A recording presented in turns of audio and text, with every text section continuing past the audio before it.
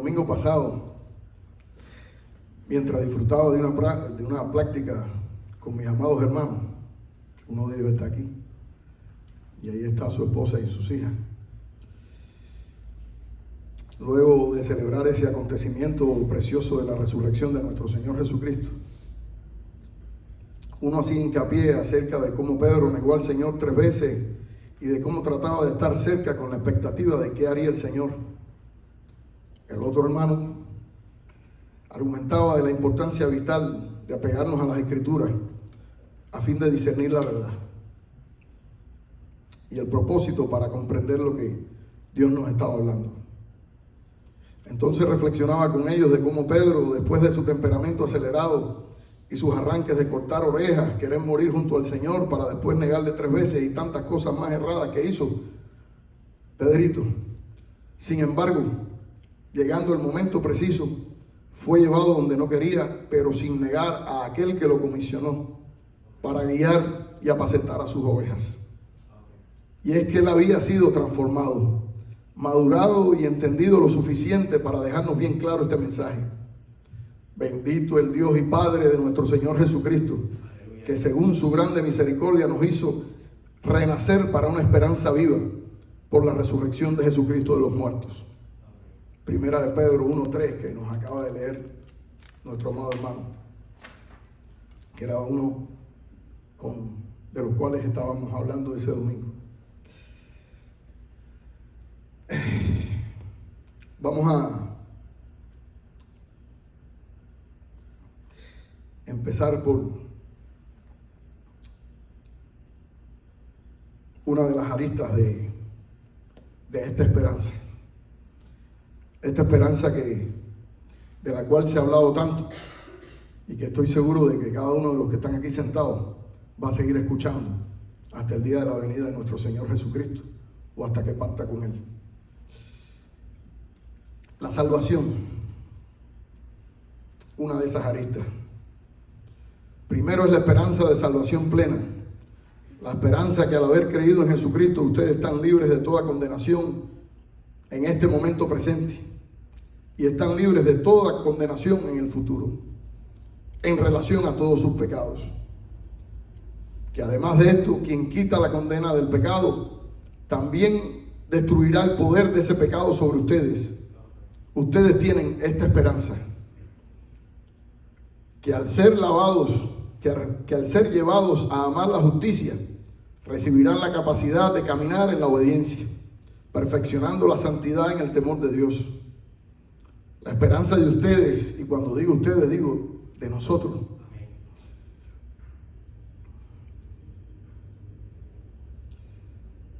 es que un día serán presentados santos, irreprochables, sin mancha y sin arruga, ni cosa semejante, limpios de todo pecado delante del Padre.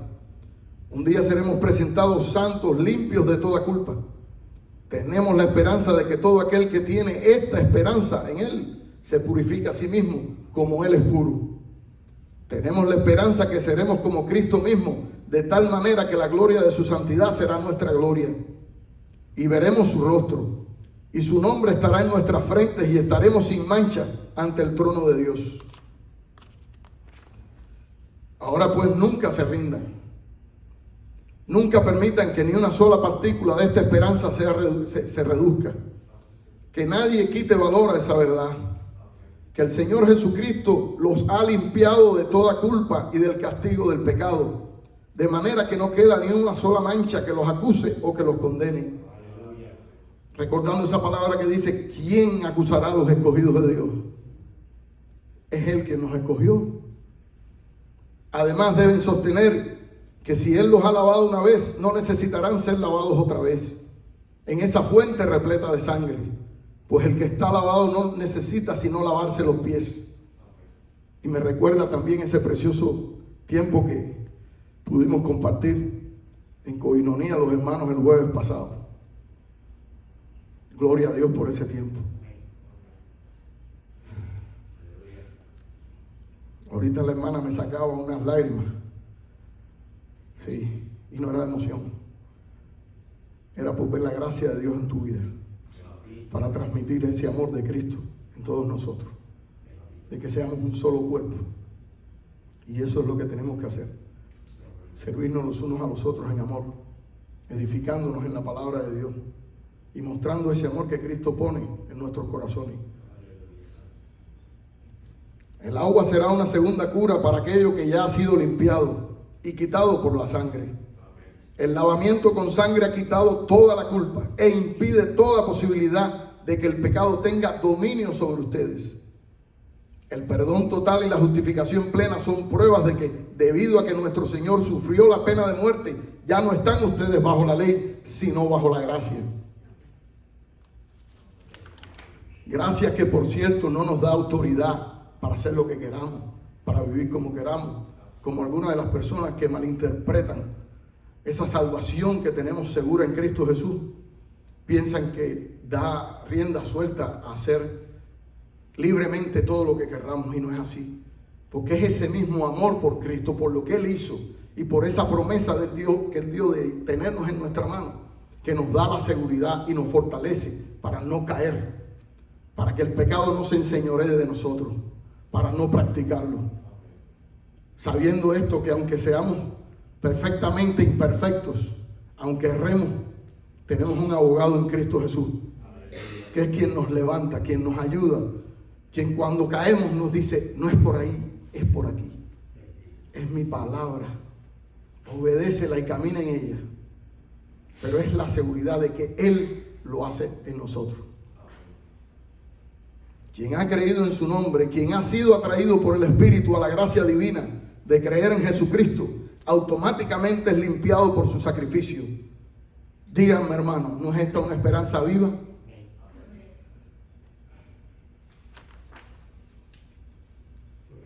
En Juan 13:18 nuestro Señor Jesús mismo aseveró: no hablo de todos vosotros, yo sé a quienes he elegido.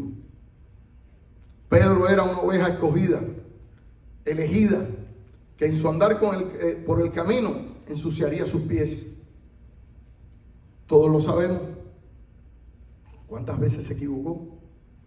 ¿Cuántas veces, aún creyendo que hacía lo correcto, fue hasta reprendido por el Señor? Y reprendido feo. Es más, lo que no le hicieron a Judas, se lo dijeron a él. Sin embargo, Dios, que conoce los corazones, Dios que sabe a quienes ha elegido, se mantiene fiel a su palabra. Por el contrario, Judas se revolcaría en el fango. Y si Dios ha puesto que comparta esto hoy, es por una sola razón: para que tengamos ese entendimiento claro de que Cristo nos limpió con su sangre. Que hagas lo que hagas, si tú has creído verdaderamente en su nombre, aunque te ensucies los pies, Él mismo te limpiará. Cosa que nunca entendió Judas, si no hubiera ido corriendo a pedir el perdón de su Señor, y tomó por el camino contrario. Así que nunca dudes de la fidelidad de Cristo. Nunca digas, ni pienses, ni que nada te haga dudar de que cuando Él dijo que Él te compró con su sangre, ahí no hay vuelta atrás, te compró. Y cuando Él compra, no es como nosotros que volvemos con la etiqueta Parros. No, Él dijo: esta etiqueta la puse yo, este sello lo puse yo con mi sangre. Y eso nos debe dar a nosotros la paz preciosa de que aun en medio de todas las dificultades, vicisitudes, con todo lo que levante el enemigo, con todo lo que te levantes tú mismo, porque esta carne en la que estamos es corrupta. Por eso un día tendrá que heredar la incorrupción. Pero con todo y eso, ¿quién nos separará del amor de Cristo?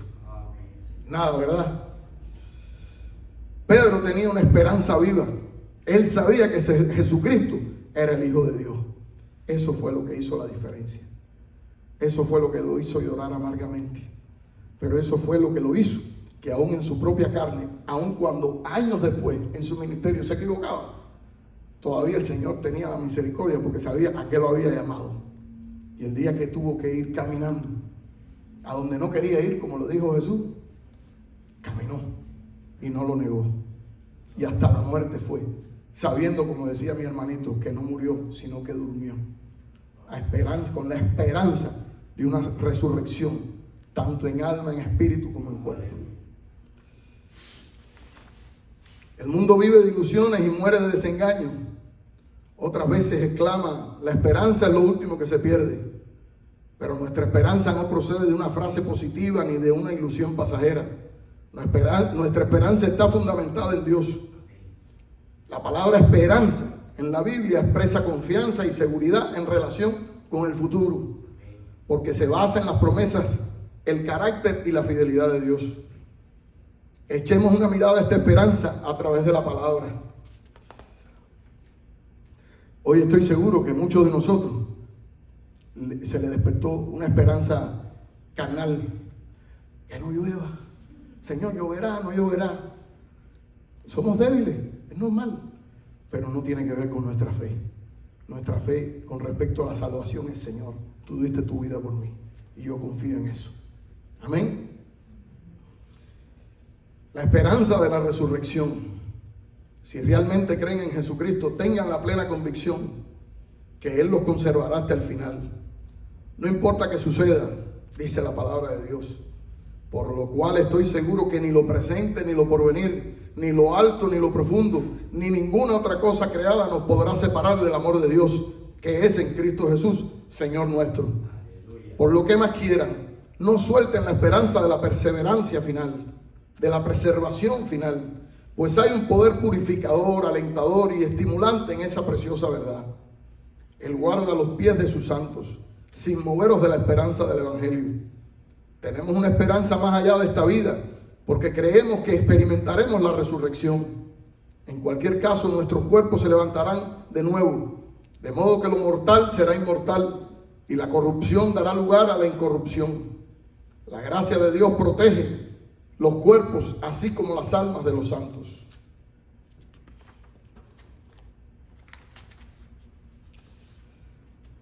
Cristo compró no solamente la mitad de un hombre, Señor, no solamente la mitad de un hombre, sino que la total trinidad de nuestra condición humana. Es su herencia redimida, redimir al espíritu, el alma y el cuerpo. Habitarán por siempre con Él. Él ha redimido nuestra humanidad sin divisiones. Nunca renuncien a esa esperanza en relación a ustedes o a sus hermanos amados, los que han creído en Cristo. Porque eso no es algo que escogemos nosotros. Eso es algo que Él escogió desde antes de la fundación del mundo. Entonces, cuando mires a tu hermano, a que está a tu lado, a la izquierda o a la derecha, si sabes que fue comprado por Cristo, sabes que va a tener un mismo fin junto contigo. Nunca renuncien a esa esperanza. Una vez más les digo, que nada sacuda la confianza que ustedes tienen en la resurrección. No dejen que ninguna explicación filosófica la malgaste. Ningún otro hecho histórico está tan bien autenticado como la resurrección de Cristo. Por eso estamos hoy todos aquí. Y esa es la piedra angular de nuestra confianza. Porque si los muertos no resucitan, tampoco Cristo resucitó. Y si Cristo no resucitó, vuestra fe es vana, aún están en vuestros pecados. Entonces también los que durmieron en Cristo perecieron, aseveraba Pablo. Mas si en esta vida solamente esperamos en Cristo, somos los más dignos de conmiseración de todos los hombres. Y aquí viene nuestra esperanza. Mas ahora Cristo ha resucitado de los muertos, primicias de los que durmieron es hecho. Cuando estés muy asediado por tentaciones y dudas o insinuaciones erradas acerca de la esperanza eterna de tu alma y de tu cuerpo, no te dejes minar por la duda. Y vuelve a esto, hermano mío. Jesucristo se levantó de entre los muertos, y así como se levantó de los muertos, Él ha regresado para decirnos que hay otro mundo, y que no solo nuestras almas, sino que también nuestros cuerpos heredarán una condición mucho más bendita que esta presente. Abracen esta esperanza del Evangelio y nunca la dejen ir. El Señor se ha levantado, Él vive, el primogénito de entre los muertos. A Él el Padre le da ser cabeza de la creación. Reinará para siempre sobre todos. Él tiene las llaves de la muerte, y porque Él vive, nosotros también viviremos. Otra base para nuestra esperanza es que Dios ha prometido solemnemente que todo aquel que en Él cree no se pierda, mas tenga vida eterna. Si entonces en realidad y verdaderamente creemos en Jesucristo y descansamos en Él, no podemos perecer, pues Dios no se contradice. Así está escrito: óyelo y acéptalo. El que creyere y fuere bautizado será salvo. Entonces, quienes confiamos en el Salvador y solamente en Él, y hemos hecho confesión de esa confianza en su propio camino señalado, sabemos con certeza que la veracidad eterna de Dios está comprometida en nuestra salvación. Una vez más, Él comprometió su palabra. Y es Dios, soberano, Rey, eterno. ¿Cuánto más confianza no podemos tener? No es un hombre quien nos habló, es Dios mismo. Y no es un hombre quien murió, a no ser, era 100% hombre, pero también era 100% Dios. Y ese dio su vida por nosotros. ¿Es esta nuestra esperanza? Amén. Sabemos con certeza que la veracidad eterna de Dios está comprometida en nuestra salvación. No es posible que el Señor rechace a un creyente. ¿Acaso no está escrito: mas el justo por la fe vivirá? Aleluya.